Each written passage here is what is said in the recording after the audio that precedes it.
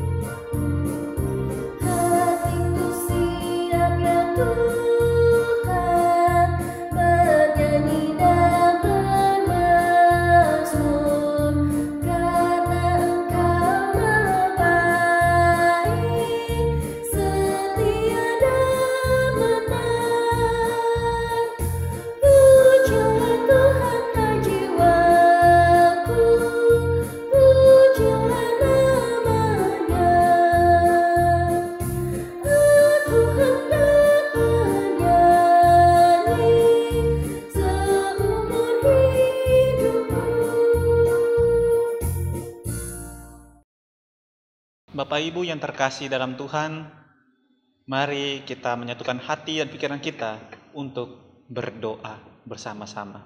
Kita berdoa. Tuhan Allah Bapa kami yang bertahta di dalam kerajaan surga, terima kasih atas kesempatan yang Engkau berikan kepada kami, sehingga kami masih tetap bisa memuji dan muliakan nama-Mu Tuhan. Sertailah ibadah ini Tuhan dari awal hingga akhirnya, semua boleh jadi hanya di dalam nama Yesus Kristus, Juru Selamat kami yang hidup. Kami berdoa dan bersyukur. Amin. Jemaat yang terkasih dalam Tuhan, mari kita membuka Alkitab kita. Kita akan bermazmur bersama-sama dari Mazmur 37 ayat 27 hingga ayat ke-33. Saya akan membaca ayat yang tercetak keluar. Bapak Ibu jemaat yang terkasih dalam Tuhan, membaca ayat yang tercetak ke dalam. Mazmur 37 ayat 27 hingga ayat 33.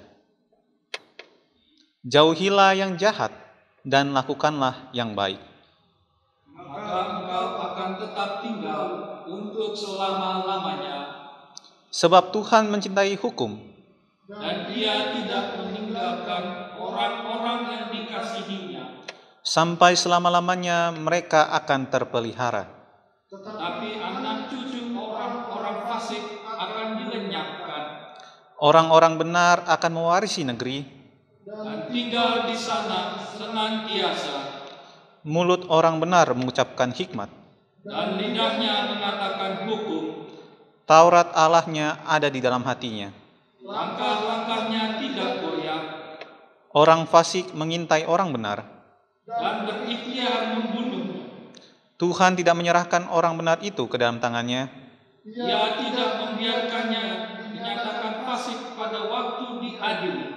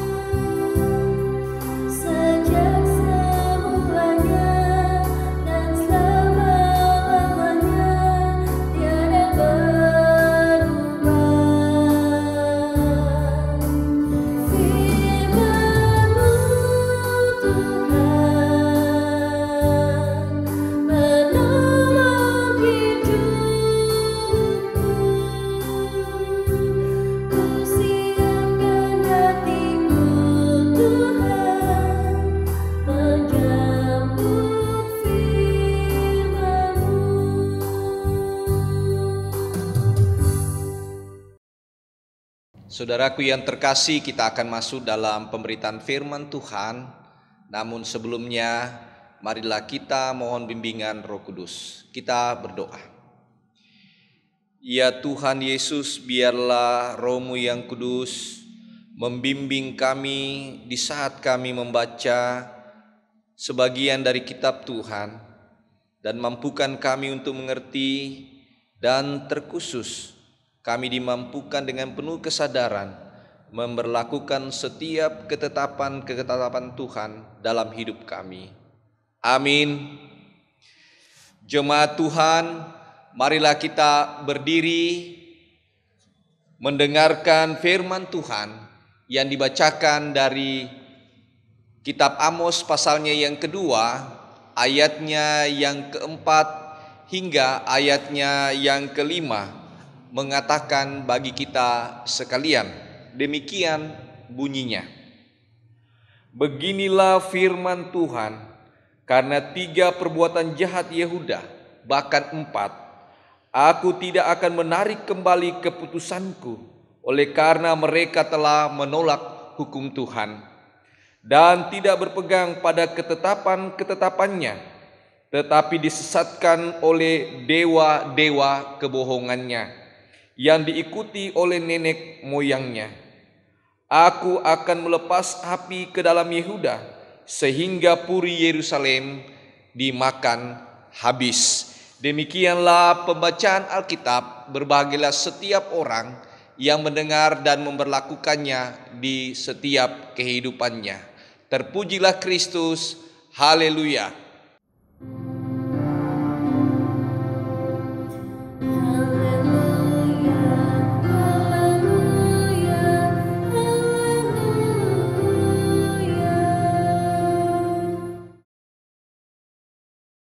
Salam sejahtera Bapak Ibu yang dikasihi Tuhan.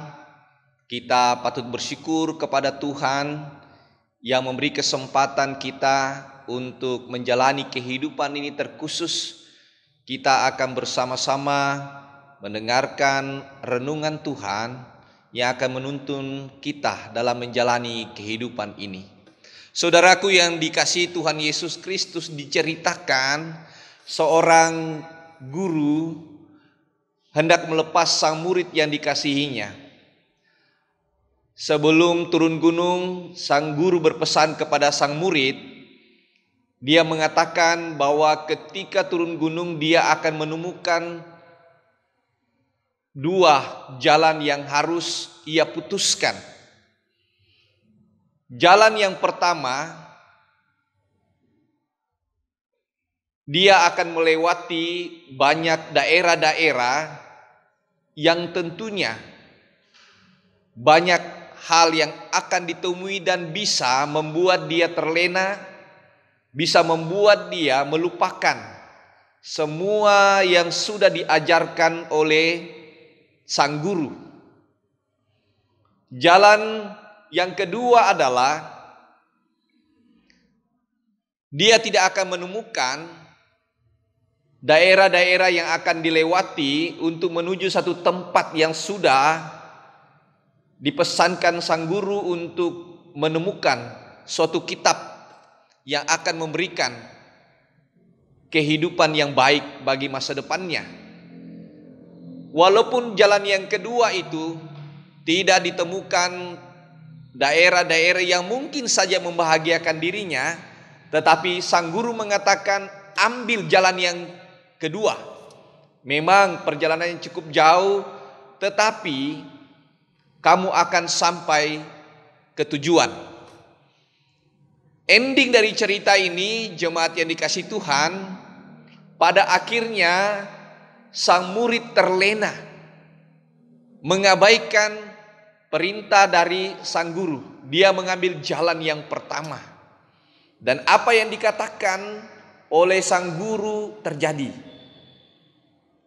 Ketika dia memasuki daerah-daerah, jalan yang pertama itu memang dia menemukan banyak hal. Ada godaan, ada kenikmatan-kenikmatan yang kemudian mengabaikan pesan dari sang guru. Dan apa yang terjadi? Sang murid binasa oleh karena keinginannya dan juga tidak mengikuti perintah dari sang guru. Saudara-saudara yang dikasihi oleh Tuhan Yesus Kristus, bacaan kita pada saat ini mungkin menjadi pertanyaan bagi banyak orang. Pertanyaannya adalah, bagaimana kok umat Tuhan bisa dihukum oleh Tuhan? Umat yang disayangi, umat yang diambil oleh Tuhan harus mengalami penghukuman dari Tuhan Allah sendiri. Nah, melalui Nabi Amos, Bapak Ibu untuk memahami siapa Nabi Amos, Bapak Ibu bisa melihatnya dalam pasalnya pertama. Amos pasalnya yang pertama, ayatnya yang pertama. Kembali kita pada pokok renungan kita, mengapa Tuhan melalui Nabi Amos menghukum umatnya sendiri. Mari kita perhatikan bacaan kita dalam ayatnya yang keempat. Ada 3 hal yang membuat Tuhan harus menjatuhkan hukumannya kepada umat kesayangannya, umat Yehuda. Yang pertama adalah karena 3 perbuatan jahat Yehuda, bahkan 4. Aku tidak akan menarik kembali keputusanku. Hukuman apa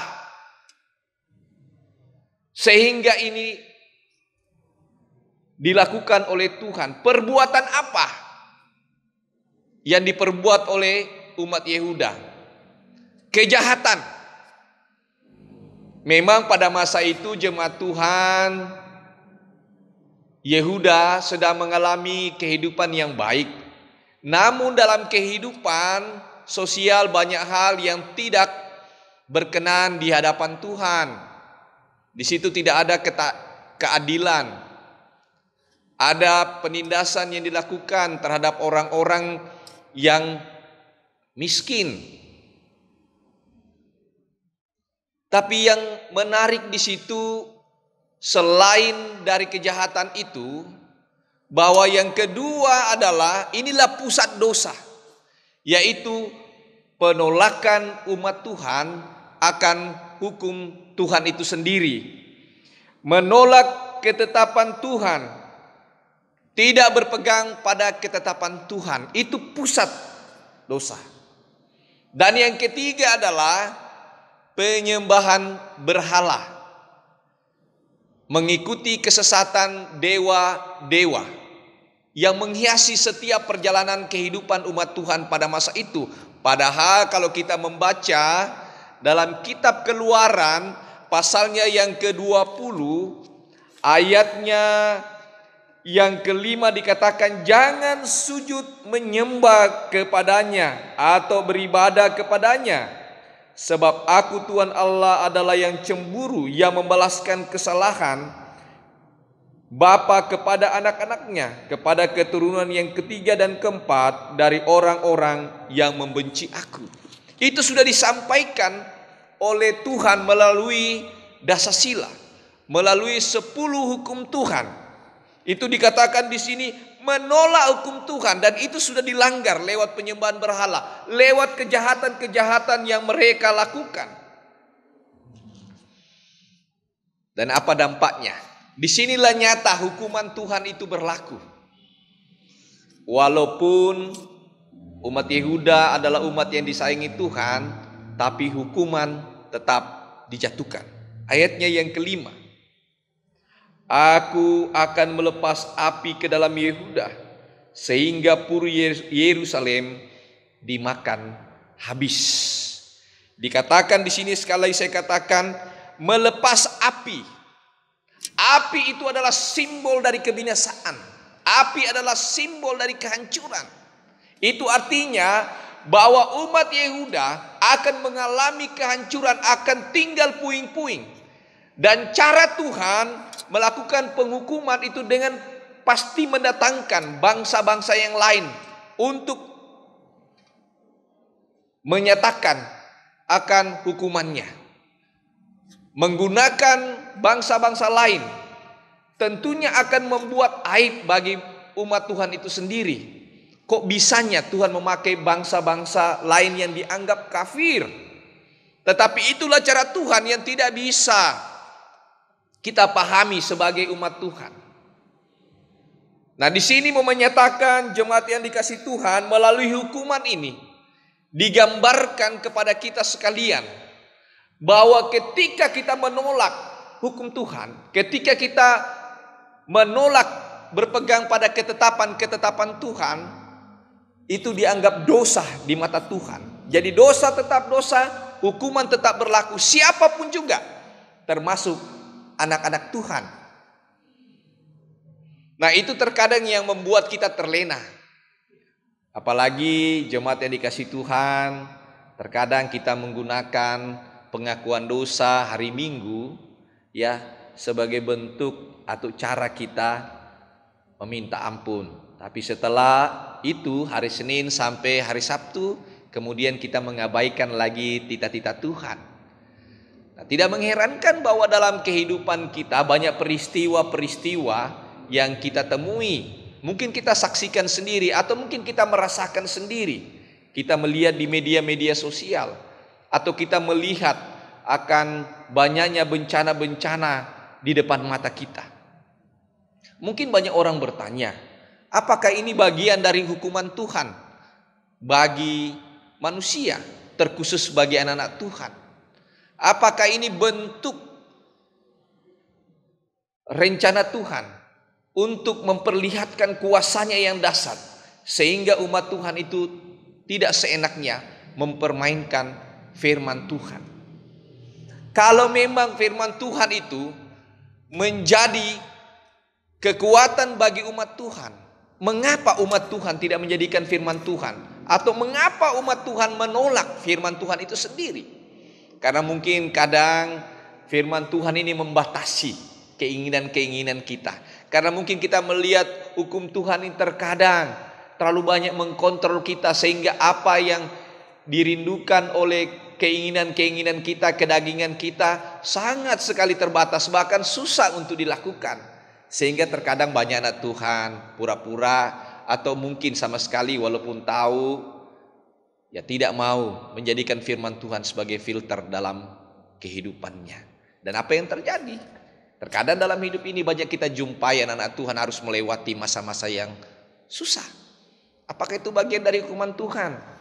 Ya, kita bertanya saja kepada Tuhan dan hidup kita supaya kita dimampukan untuk mengintrospeksi dalam setiap perjalanan kita. Kalau memang hukum Tuhan itu penting, kalau memang firman Tuhan itu penting jemaat Tuhan, maka apa sih fungsi dari hukum Tuhan? Apa manfaat bagi kita ketika Alkitab itu menjadi sarana Tuhan untuk membuat kita melihat karyanya? Yang pertama, Bapak Ibu yang dikasihi Tuhan, perhatikan dalam Mazmur 119 ayatnya yang ke-105.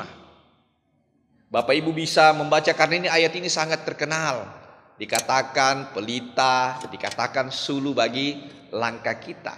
Maksudnya adalah ketika firman Tuhan itu menjadi filter dalam kehidupan kita, maka hikmat Tuhan akan membantu kita. Firman Tuhan akan menghantar kita untuk mengambil keputusan-keputusan yang benar dan keputusan tepat, sehingga kita tidak terlena menjalani kehidupan ini.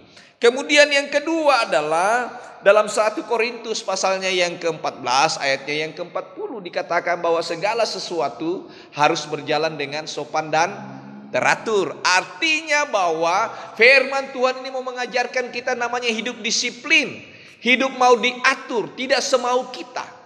Baik itu dalam persekutuan maupun dalam kehidupan kita bermasyarakat.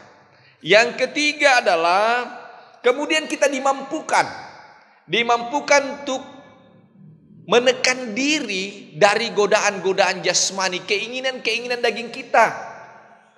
Itulah mengapa jemaat yang dikasihi Tuhan, bagaimana Yesus mengkanter cara iblis memperalat dia. Dia selalu menggunakan firman Tuhan sebagai senjatanya ketika iblis menggoda. Dikatakan dalam Injil Matius pasalnya yang ke-4 ayat 4. Situ disampaikan bagaimana ketika dia digoda oleh keinginan jasmaninya yang begitu lapar. Yesus mengatakan bahwa manusia bukan hidup saja dari roti, tapi juga dengan firman Tuhan. Nah, karena itu jemaat yang dikasihi Tuhan, mari ketika kita menjalani kehidupan ini, dalam banyaknya pergumulan kita, banyaknya tantangan kita, khususnya adanya pandemi yang sangat menghantui kehidupan kita, jadikan itu sebagai kekuatan untuk terus kita mendekatkan diri kepada Tuhan lewat firman-Nya. Terpujilah nama Tuhan kini selama-lamanya. Amin.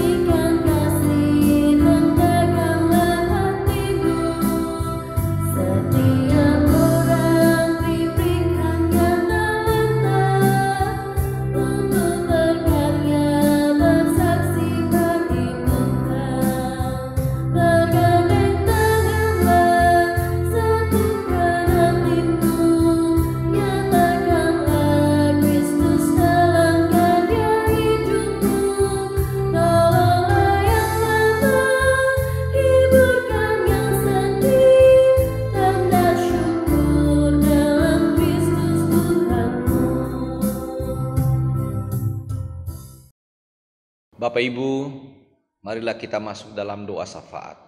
Kita berdoa. Ya Tuhan Yesus, bentuklah kami agar kami hidup teratur melalui firman-Mu. Mendoakan ya Tuhan Yesus gereja-Mu di muka bumi ini. Mendoakan yayasan-yayasan Kristen, lembaga-lembaga gereja, khususnya jemaat Tuhan GPIB Immanuel Supratman, dengan keterbatasan untuk melayani-Mu oleh karena pandemi ya Tuhan. Engkau sempurnakan semuanya, sehingga tetap misi Kristus hadir di tengah-tengah dunia ini. Mendoakan semua jemaat Tuhan, mendoakan para presbiter, mendoakan unit-unit misioner, para karyawan dan koster yang boleh mengambil bagian dalam pelayanan. Berkati kehidupan pribadi mereka, ajarkan mereka taat setia kepadamu dalam melayani-Mu. Dan mereka yang setia, Tuhan berkati kebutuhan hidup dan kesehatan mereka. Mereka yang bergumul, Tuhan topang dengan hikmat-Mu. Mereka yang bersuka cita oleh karena banyak hal, lewat usia yang Tuhan anugerahkan, lewat usia perkawinan atau berkat lain, ajarkan mereka untuk bersyukur kepada Tuhan. Memberkati Sinode GPIB, Mupel Bali NTB, dalam koordinasi pelayanan kiranya semua berjalan dengan baik. Memberkati para hamba-hamba Tuhan dari manapun, khususnya di jajaran GPIB, kehadiran vikaris dalam tugas tanggung jawab diberkati, agar dalam pelaksanaan penata layanan di gereja Tuhan dapat berjalan dengan baik. Terkhusus hamba-Mu bersama istri dan anak yang Tuhan hadirkan melayani-Mu, berikan kami kekuatan, kesehatan dalam setiap kami mengarungi dunia pelayanan. Mendoakan bangsa dan negara ini lewat pemerintah di pusat, pemerintah di setiap daerah, khususnya Provinsi Nusa Tenggara Barat, bersama aparat keamanan untuk menjaga dan mengelola negara ini berbasiskan Pancasila, khususnya mereka boleh bergandengan tangan bersama di dalam mengatasi COVID-19 ya Tuhan. Berikan juga ya Tuhan kesehatan, kekuatan prima kepada petugas-petugas medis di muka bumi ini, khususnya di Indonesia, terlebih di kota Mataram, di dalam melaksanakan tugas merawat COVID-19. Mereka boleh diberi kesabaran, ketabahan, dan juga berkati hidup keluarga mereka semua. Kami mendoakan ya Tuhan, anak-anak-Mu yang masih berada dalam penyembuhan oleh karena COVID ini, biarlah Engkau datang melawat mereka, agar mereka tetap dikuatkan, dan kemudian Tuhan membawa mereka kembali ke rumah masing-masing dengan penuh sukacita. Berikan juga hikmat kepada ahli-ahli virus di muka bumi, khususnya anak Tuhan, agar mereka segera menemukan vaksin virus corona, sehingga badai corona dapat berlalu di muka bumi ini, sehingga kami anak Tuhan, masyarakat di muka bumi ini boleh menikmati sukacita oleh karena kebaikan-Mu ya Tuhan. Inilah doa kami di dalam nama Tuhan Yesus yang sudah mengajarkan kami berdoa bersama-sama. Bapa kami yang di sorga, dikuduskanlah nama-Mu, datanglah kerajaan-Mu, jadilah kehendak-Mu di bumi seperti di sorga. Berikanlah kami pada hari ini makanan kami yang secukupnya, dan ampunilah akan kesalahan kami, seperti kami juga mengampuni orang yang bersalah kepada kami. Dan janganlah Engkau membawa kami ke dalam pencobaan, tetapi lepaskanlah kami daripada yang jahat.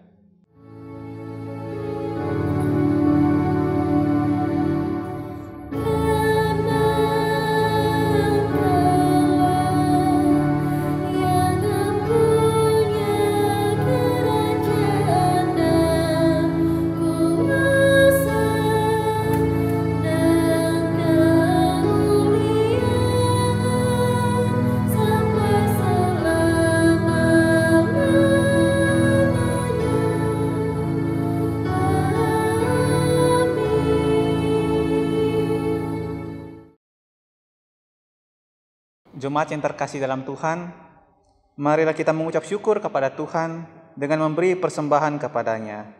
Ingatlah firman Tuhan dari Lukas pasal yang 20 ayat ke-25 yang berkata demikian. Lalu kata Yesus kepada mereka, "Kalau begitu berikanlah kepada Kaisar apa yang wajib kamu berikan kepada Kaisar, dan kepada Allah apa yang wajib kamu berikan kepada Allah." Tuhan memberkati kita dan persembahan kita sekalian.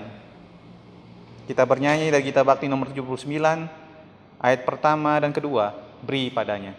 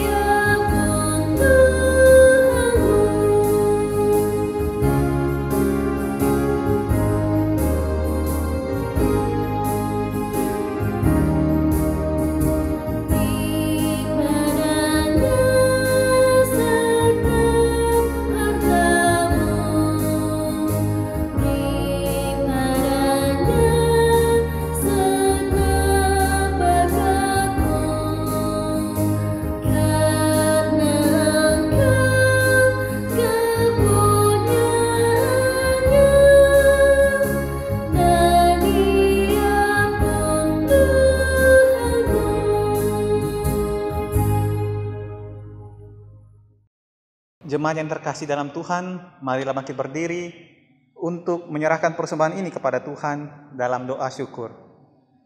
Kita berdoa.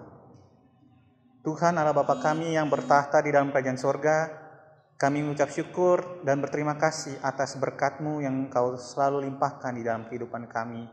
Mari Tuhan memberkati persembahan ini, kiranya persembahan ini dapat digunakan untuk pelayanan dan memperluas kerajaan-Mu di tengah-tengah muka bumi.